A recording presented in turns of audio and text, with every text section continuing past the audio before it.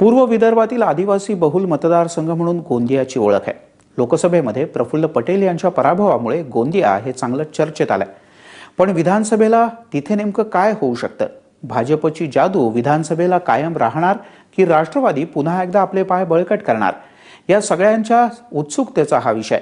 पाहूयात आमचे प्रतिनिधी सुमेध बनसोड यांनी घेतलेला हा विशेष आढावा।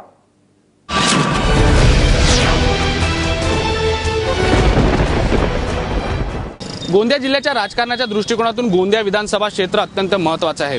अनेक महत्त्वाची सरकारी कार्यालये, बाजारपेठा, बिरसी विमानतळ, शिवाय राईस मिल असोसिएशनचा कारभार याच भागातून चालतो। शहरी मतदारांपेक्षा ग्रामीण भागातील मतदारांची संख्या या विधानसभा क्षेत्रामध्ये लक्षणीय आहे। माजी मंत्री आणि राष्ट्रवादीचे मातब्बर नेते प्रफुल्ल पटेल याच भागात वास्तव्याला आहे। बाजूलाच लागून असलेल्या मध्य प्रदेशचे मुख्यमंत्री शिवराजसिंग चौहान यांची गोंदियामध्ये सासूरवाडी आहे। 3 लाखांच्या घरात मतदार असलेल्या गोंदिया विधानसभा क्षेत्रात गेल्या 10 वर्षापासून काँग्रेसचे गोपालदास अग्रवाल आमदार आहेत। शिवसेनेचे रमेश कुमार कुते हे गेल्या 2 टर्मपासून पराभूत होत आहेत। लोकसभा निवडणुकीत भाजपच्या उमेदवाराला पहिल्यांदाच गोंदिया विधानसभा क्षेत्रात आघाडी मिळाली होती। याच आधारावर भाजपतर्फे या जागेकरता लॉबिंग सुरू आहे। भाजप नेते महादेवराव शिवनकर यांचे पुत्र विजय शिवनकर शिवाय भाजप जिल्हाध्यक्ष विनोद अग्रवाल या जागेकरता इच्छुकांमध्ये आहे। तिकडून प्रफुल्ल पटेलांचे खंदे समर्थक राष्ट्रवादीचे नगरसेवक अशोक गुप्ता बंडखोरी करून अपक्ष निवडणूक लढवण्याच्या मनस्थितीत आहेत। एकंदरीत भाजप सेनेच्या तिकीटवरनं सुरू असलेला वाद, राष्ट्रवादी आणि काँग्रेस नेत्यांमध्ये नसलेला समन्वय यामुळे आगामी काळात राजकीय बंडखोरी शिवाय मतांचे विकेंद्रीकरण विधानसभेच्या निवडणुकीत पाहायला मिळणार आहे। गोंदिया नगर परिषदेमध्ये सर्वाधिक मोठा पक्ष भाजप आहे। शिवाय या क्षेत्रामध्ये दलित मतदारांची संख्या ही लक्षणीय आहे। ग्रामीण मतदार आणि दलित मतदार यांना जो सर्वात जास्त आकर्षित करेल तोच आगामी विधानसभेमध्ये निवडून येईल, हे सध्याचं चित्र पाहायला मिळत आहे।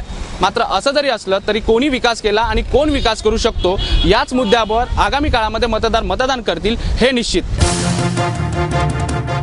गोंदिया विधानसभेच्या एकंदरीत स्थिती संदर्भात चर्चा करण्यासाठी काही पत्रकार आपल्या सोबत आहेत, त्यांना विचारणार आहोत। सर, एकंदरीत गोंदिया विधानसभा क्षेत्रामध्ये किती विकास झालेला काय वाटतं तुम्हाला? गोंदिया में पिछले 10 वर्षों के समय में अगर देखा जाए, जब से यहाँ कांग्रेस के श्री गोपालदास जी अग्रवाल विधायक बने हैं तो उन्होंने काफ़ी विकास के संदर्भ में काम किए हैं, जिसमें रोड, रास्ते हैं, बड़ा पुल, अभी नया आरओबी बना है यहाँ, वैसे ही इरिगेशन के विभाग में भी है, मेडिकल फैसिलिटीज़ को लेकर के जो है, तो इस तरह उन्होंने काफ़ी कुछ करने की कोशिश अपने दम पे की है। ज्या पद्धतीने म्हटलं की अग्रवाल साहेब आणि पटेलांनी मिळून ह्या विधानसभा क्षेत्राचा विकास केलेला आहे, एकंदरीत राजकीय स्थिती काय वाटते? एक पत्रकार म्हणून तुम्हाला काय वाटतंय? राजकीय स्थिती आता बदलत चाललेली आहे। इथे आता आपण लोकसभेच्या निवडणुकीचा निकाल बघितलेलाच आहे की सामान्य माजी केंद्रीय मंत्री इथून पराभूत झालेले आहेत। राजकारण बदलत आहे। राष्ट्रवादीतूनही म्हणजे एक म्हणजे तयारी सुरू आहे, इथं भाजपाकडून तयारी सुरू आहे, शिवसेनेकडूनही तयारी सुरू आहे आणि काँग्रेसची तयारी म्हणजे काँग्रेसचे विद्यमान आमदार असल्यामुळे त्यांची तयारी तर नेहमी असणारच आहे। म्हणजे पक्षांतर्गत मोठ्या प्रमाणात बंडखोरी होऊ शकते? बंडखोरी होण्याची शक्यता नाकारता येत नाही, कारण ज्या पद्धतीनं जसं राष्ट्रवादीचे गप्पू गुप्ता आहेत, अशोक गुप्ता, ते माजी उपाध्यक्ष आहे नगरपालिकेचे आणि सध्या नगरसेवक आहे। ज्या पद्धतीने त्यांनी आपले कामं सुरू केले तरी त्यांची तयारी सुरू आहे।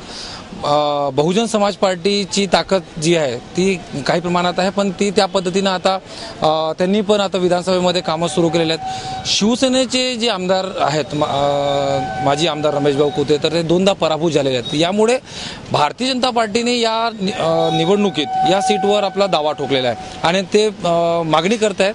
तर त्यामध्ये भारतीय जनता पार्टीचे जिल्हाध्यक्ष विनोद अग्रवाल यांचेही नाव पुढे आलेलं आहे। आता बघा, या लोकसभा निवडणुकीमध्ये प्रफुल्ल पटेल यांच्या गृहक्षेत्रामध्ये भारतीय जनता पार्टीने 5000पेक्षा जास्त मतांची लीड घेतलेली आहे। त्यामुळे भारतीय जनता पार्टीचा जो दावा आहे तो नाकारताही येत नाही आणि त्यामुळे जी स्थिती सध्या सुरू आहे तर फार म्हणजे काट्याची जी लढत आहे। एकंदरीत काय विकास अपेक्षित आहे? लोकांना काय वाटतं, कुठला विकास व्हायला पाहिजे? विकासाच्या संकल्पना तशा फार वेगवेगळ्या आहेत, पण मला एक म्हणायचं की गोंदिया जिल्हा आहे, जिल्हा निर्मिती होऊन आता 14 वर्ष पूर्ण झालेली आहेत, पण या 14 वर्षातही या जिल्ह्याचा वनवास अजून संपलेला नाही आहे। कारण ज्या पद्धतीनं एक जिल्ह्याचं मुख्यालय म्हणून ज्या सोयीसुविधा हव्या आहेत जे कार्यालय पाहिजे आहे, तर भंडारा आधी जिल्हा होता, भंडारा जिल्ह्यामध्ये याचा समावेश होता. पण अजूनही या ठिकाणी अनेक म्हणजे एक दोन नाही अनेक असे सरकारी कार्यालय अजून इथे आलेले नाही आहेत, ट्रान्सफर झालेले नाही आहेत. अधिकाऱ्यांची कमतरता आहे. आता इथे मेडिकल कॉलेज होत आहे, पण आत्ता जी सुविधा ऑलरेडी आहे, जे जिल्हा सामान्य रुग्णालय आहे, त्या सामान्य रुग्णालयात 18 तज्ज्ञ डॉक्टरांची पदं रिक्त आहेत. आणि हा राज्य शासनाच्या अखत्यारीतला प्रश्न आहे ना, म्हणजे विधानसभेशी जोडलेला आहे.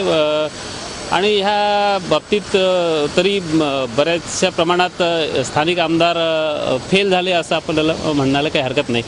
इव्हन गोंदिया शहराचीच गोष्ट केलं, बाहेरचा कोणीही व्यक्ती आज इथे आला तर इथलं जे काय रस्ते आहे, जो काय गलिच्छपणा आहे, अस्वच्छता आहे, या बाबतीत फार निराशा होते इथल्या लोकांची. आणि बाहेरून येणाऱ्या लोकांनाही असं आश्चर्य वाटतं की खरोखर गोंदिया असं कसं.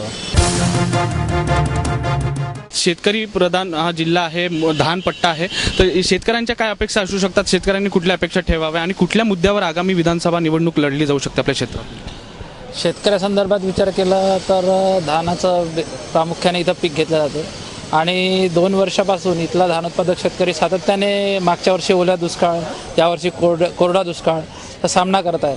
अशा वेळेस त्यांना दिलासा देण्यासाठी राज्य शासनाने ठोस पावले उचलायला पाहिजे होती, पण अजूनही अतिवृष्टीची मदतही अजूनही बऱ्याच शेतकऱ्यांना मागच्या वर्षीची मिळाली नाही आहे. हा एक मुद्दा लोकप्रतिनिधीच्या दृष्टीने एक महत्त्वाचा असू शकतो. दुसरा असा आहे की गोंदिया शहराच्या बाबतीत विकासाच्या नावाने मागं 5 वर्षापासून जे कामं सुरू आहेत ते काही प्रमाणात झाले आहेत, पण अजूनही त्यात समाधानकारक असं काही विशेष नाही.